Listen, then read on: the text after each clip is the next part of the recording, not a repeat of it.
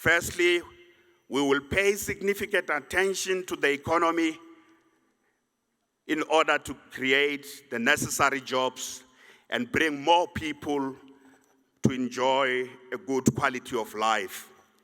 We will, together with that, pay attention to infrastructure development.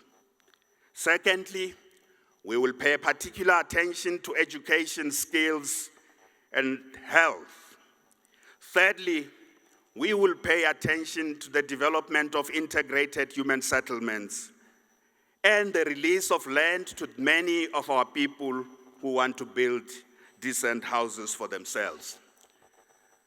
The fourth area of focus will be safety, social cohesion, and food security for vulnerable households.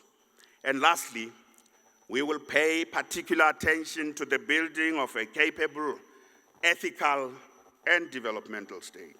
And this plan will be finalized in the first 100 days of this administration, which means by end of August, after thorough consultation with various sectors of our population.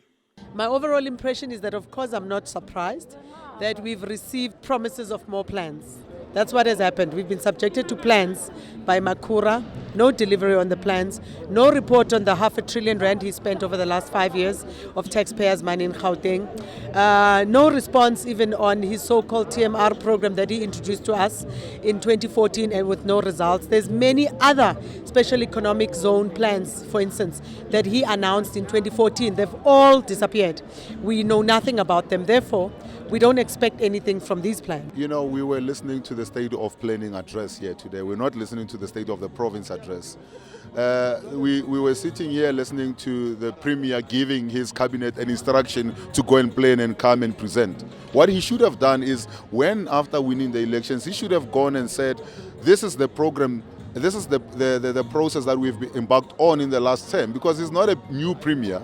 He's been there. He knows what has been happening in Gauteng. What he should have done is to then go to them and say, this is where we are. Tell me where we need to be in the next year, or in the next 6 months, in the next 1 year, in the next 2.5 years, in the next 5 years. So that when he comes and addresses the people of Gauteng for the first time, he's not then asking his MECs to go and plan. But he's coming here to tell us, this is what the MECs have already committed economically in Gauteng. He's talking about the 500,000 jobs that have been created, but he's not talking about the jobs that have been lost, and also the sustainability of those same jobs. He's talking about the success of attracting investment, but what he's failing to understand is that there's so much more investment that we should be attracting and can be attracting if we cut red tape, if we cut corruption, if we make sure that government does what government needs to do, and which is something that should be addressed as a matter of urgency.